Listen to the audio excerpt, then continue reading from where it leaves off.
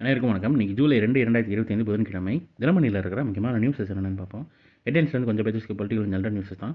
So டேரெக்டாக நீங்கள் திருக்குறள் என்னென்னு பார்த்துட்டு இம்பார்ட்டன்ட் நியூஸஸ் பார்த்துக்கலாம்.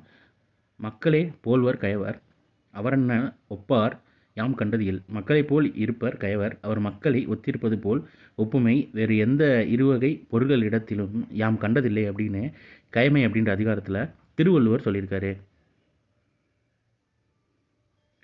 ரூபாய் 1853 கோடியில் பரமக்குடியிலிருந்து பரமக்குடி டு ராமநாதபுரம் 4 வழி சாலை திட்டம் மத்திய அமைச்சரவை ஒப்புதல்னு தெரிவிச்சிருக்காங்க. தமிழகத்தில் பரமக்குடி டு ராமநாதபுரம் இடையே 46.7 கிலோமீட்டர் தூர தேசிய நெடுஞ்சாலை எண் 87ஐ 4 வழி சாலையாக மாற்றும் திட்டத்திற்கு மத்திய அமைச்சரவை செவ்வாய்க்கிழமை ஒப்புதல் அளித்ததுன்னு சொல்லி தெரிவிச்சிருக்காங்க. ஏற்றத்தாழ்வுகளை நீக்கும் டிஜிட்டல் இந்தியா பிரதமர் மோடி பெருமிதம்னு தெரிவிச்சிருக்காங்க.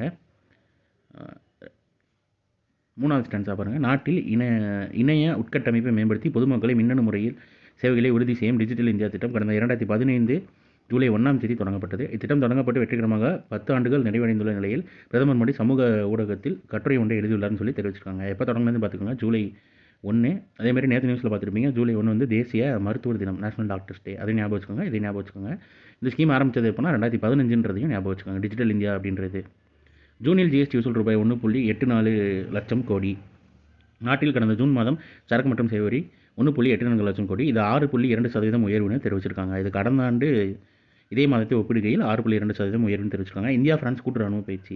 பிரான்ஸ் நாட்டில் கடந்த ஜூலை 18ஆம் தேதி முதல் 2 வாரங்களுக்கு இந்தியா பிரான்ஸ் ஆகிய 2 நாடுகள் பாதுகாப்பு படை வீரர்கள் கூட்டு ராணுவ பயிற்சியில் ஈடுபட்டனர். பாதுகாப்பு சிக்கல்களை சமாளிக்கும் கூட்டு செயல்பாட்டு தயார் நிலையை அதிகரிப்பதில் கூடுதல் கவனம் செலுத்தப்பட்ட இந்த பயிற்சி செவ்வாய்க்கிழமையுடன் நிறைவடைந்தது.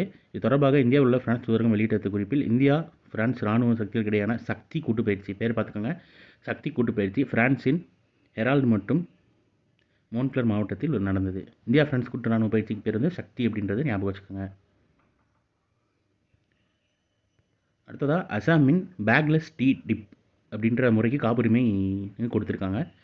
அசாமின் தொழில் முனைவோரால் உருவாக்கப்பட்ட தனித்துவமான பை இல்லாத தேநீர், அதாவது பேக்லெஸ் டீ டிப் அப்படின்ற தயாரிப்பு முறைக்கு காப்புரிமை வழங்கப்பட்டுள்ளதாக அதிகாரிகள் செவ்வாய்க்கிழமை தெரிவித்தனர்.